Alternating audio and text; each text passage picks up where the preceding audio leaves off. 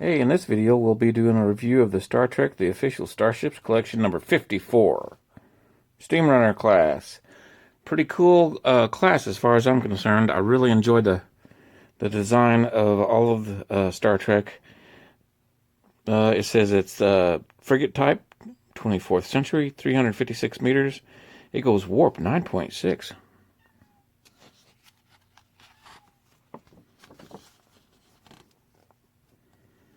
Look at that profile. I like it. Let's take a look here. It has Type 10 phaser emitters and torpedo launchers. It's approximately 200 people crewing it and 356 meters.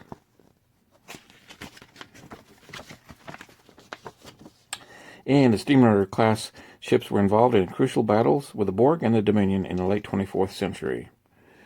The steamrunner class was one of the more unusual Starfleet ship designs in that the deflector dish was positioned behind the saucer section, while the nacelles partially rested on top of the primary hull. I can deal with it. I like this design. It's interesting. The steamrunner class is one type of ship, along with the Defiant class, that was rushed into service to meet the ominous threat posed by the Borg. These tactically advanced vessels that were designed mostly with combat in mind were part of the fleet that engaged the invading Borg cube at the Battle of Sector 001 in 2373. That would be First Contact, the movie, I do believe. And you can see the shuttle bays there. The engineering hull on the steamrunner class ships was much more compact than it had been on earlier designs of Starfleet vessels. Despite its smaller size, the engineering systems were just as powerful as they had been on larger ships, and steamrunner class ships were capable of reaching speeds up to 9.6. And in the Star Trek universe, I think warp 10 is impossible where it was. The main shuttle bay was located at the rear of the saucer section on the steamrunner class. As I just remarked, its location between the nacelles provided a relatively sheltered entry and exit port for the shuttles, as seen here, between the impulse engines there. The nacelles on the steamrunner class were embedded into the saucer section in order to offer them greater protection. The bridge was also well sheltered by the raised sides of the saucer, in case your shields went down, which happens all the time in Star Trek, doesn't it? Several steamrunner class ships were part of the fleet that fought the Borg cube at the Battle of Sector 001, which is our sun. At least one steamrunner class ship was among the 20 or so Starfleet vessels that were destroyed during this engagement. The losses were not in vain, however, as their actions brought enough time for the Enterprise E to join the fray and defeat the Borg.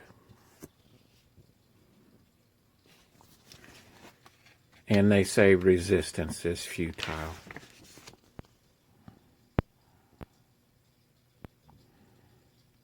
I remember in that movie, I think Data said that resistance is futile.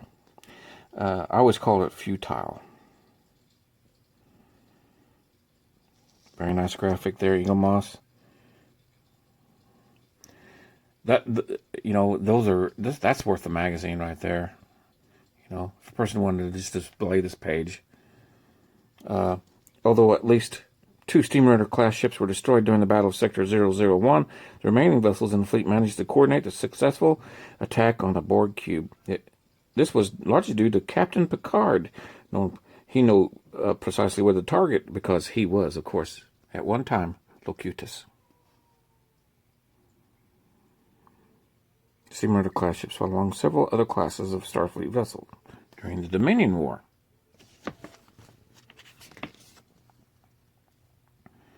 It was designed by Alex Yeager. I'm going to call his name Yeager. It may not be Yeager. I apologize. The Yeager illustrated a number of different designs for the ships that would appear. Pretty nice. I'll have a look at these early concept drawings. And there's the man himself. First contact.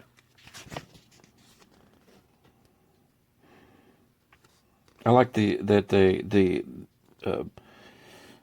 Federation ships are in Star Trek evolved. I really like the designs in Enterprise. Enterprise had a lot of really good designs.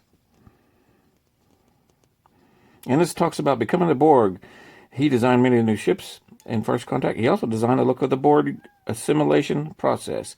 Yeah, that was bizarre in that movie. That was a good movie.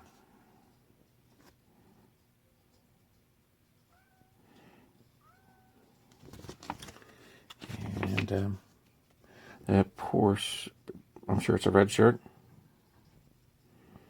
Yep, storyboards. It almost looks like Shatner there. And one version of the simulation effect showed a tube snaking from a drone for a clamp attached to the victim's arm. When it was decided that the tubules would emerge from drone's hand, Yeager produced a series of sketches showing alternative versions of how this could happen.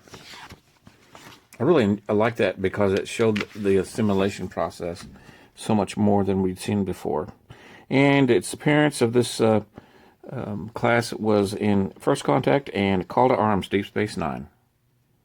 So let's take a look at this ship. And once again, we have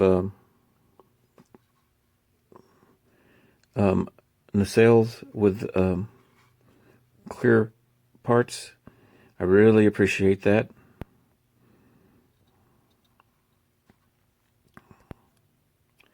The USS Appalachia, or some might call Appalachia. Let's see here. There's the bridge. I like that with nice wide squat bridge design, and it is inset slightly. I like that profile. There's a forward windows there. You can see the phaser emitters.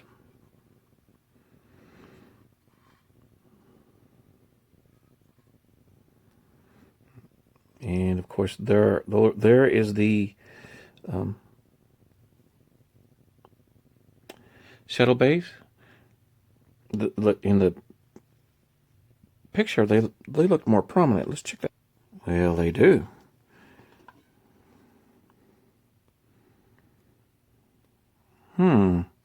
What's going on there, guys? That's quite a bit different from the CG model. We've got this pod back here. Almost, remind me of the Reliant and the Phoenix. I like it when they use pods. That's cool. I think that's a great idea. And these would be the emergency life buoys, I guess you would call them, lifeboats.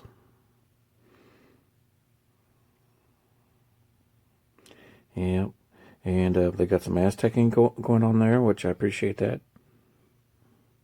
We're always going to have seam lines with these eaglemoss models. But those translucent parts, I really do appreciate, even though you can't get any light in there to actually see that these are translucent. Been cool to have some light pipes in there. I like this gold design here. I'm not really sure what that is. Sorry. Do a profile there. You can't see anything else. And of course, there's the deflector dish.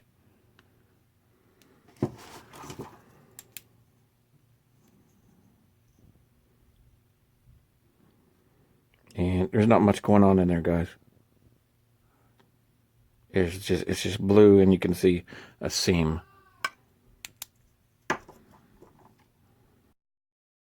All in all, this is a really cool design, and eaglemoss did a pretty good job.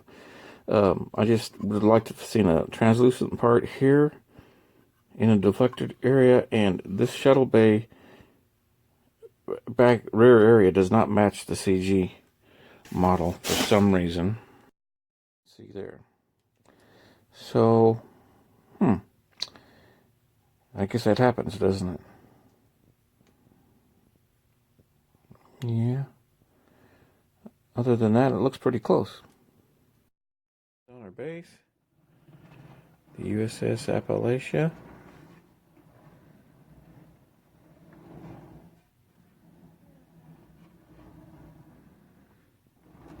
Not perfect, but it's a decent addition to my eaglemoss starships collection.